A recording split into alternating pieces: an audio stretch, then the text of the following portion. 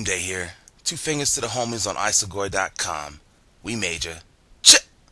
Today I'm bringing you back something golden. Not Golden Puffs, not Golden Girls, but Golden Axe, the arcade game, baby. This is an 8-way joystick, 3-button slash 'em up, side-scrolling arcade game.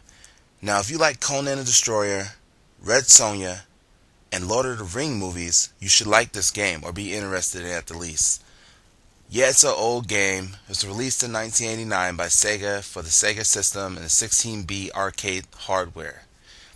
It's the first game of its series, which is a classic. Makoto Uchida, hope I said that right, aka the same developer of the game Altered Beast, another game similar to this, also known as Simplu, meaning the battle axe. Both games in the series are known as Golden Axe, even in Japan. There are many platforms for this game, such as Mega Drive, Mega Master System, Atari ST, Commodore 64, as well as the Xbox 360. But today I'm doing the arcade, so let's get it! Gameplay.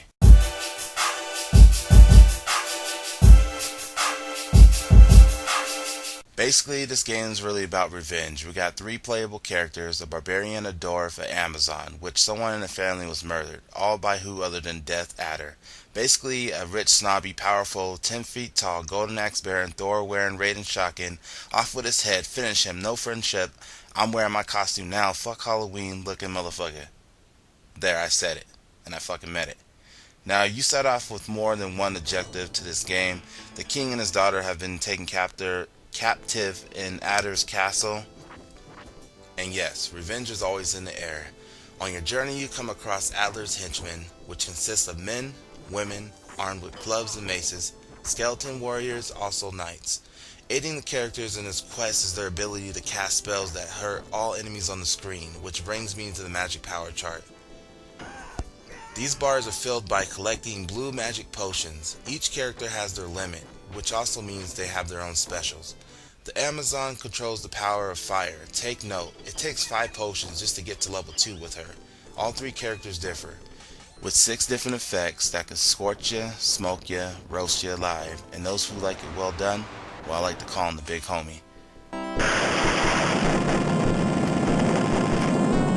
Now, the barbarian controls the power of earth and volcanoes. He has 4 gauges so you can max out quickly.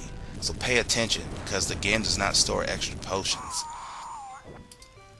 Now, the dwarf calls down lightning from the gods themselves. He's the quickest to power up, with only 3 gauges. Now, all 3 characters are able to run by tapping forward twice and holding it, which enables you to do a dash attack or perform a high jump, which you can slash or stab the enemy by pressing or holding down the attack button. Also, the characters are able to ride various beasts in this game, which perform different attacks, some weaker than others, but get knocked off the creature too many times or they lay dormant for too long, they dip out quick, fast, in a hurry. All 3 characters also have an extra attack to cover their back, performed by pressing the jump and attack button at the same time.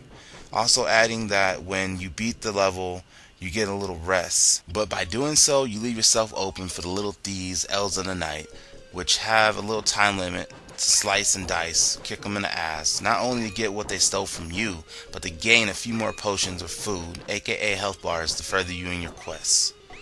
Now, with that being said, let's get into the graphics.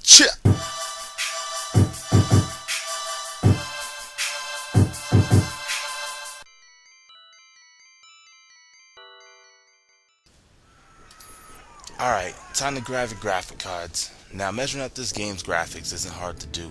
Can I put it simply? The game is really dull in color. Everything mostly looks like rubbish or murky. Might as well say you have dirt in your eye. But remarkably, the characters are pretty decent, as well as the enemies. Hell, even the beasts have even took advantage of the color gene. Unlike everything else, the villages have no stylish design. Every village felt connected. But anyways, we can't forget to mention the special effects during the magic display. Always something worth checking out. But for a 1989 game, back then, this game was it. Alright, enough with the Beastmaster stuff. Time to come back to the future. We made it to the finals.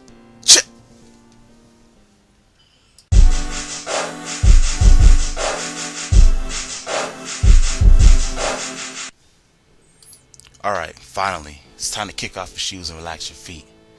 First of all, what is this? Can anybody say brain damage? Okay, I like the fact that the game wasn't too long, but in truth, the game was kinda short. Understanding that longer games of this type do tend to linger on and get old quick, so I respect that the game isn't that long. I respect that. You can beat this game in about 30 minutes. Once you figure out how to defeat certain enemies, you probably end up spending about 50 cents, round out to $1 to beat this game. Golden Axe is very popular back then, even now. I played this game in arcades many times. I owned this game for the Sega Genesis back then on the Sega 6-pack collection. You guys remember that? With Shinobi and Columns and all that? Some may know where I'm coming from. Alright, the sound effects made me laugh. The villagers, the elves, when you die, when you get hit up real good, basically you get laid out, tossed like a boss, and they got oops upside your head. Alright, the music is pretty good, but the levels seem kind of repetitive, nothing really new. The magic in this game really helped make this game great, as it is today. So for a game coming out in 1989 that I still would play today, I'm giving the Golden Axe arcade a thumbs up, and being for the graphics, aka the level design and the background, it would have been perfect. I'm giving this game a 4 out of 5 stars. Old school, baby. Agree or disagree? Till next time, this is Game Day. We golden, we legends, we are the Game Goonies. Cha!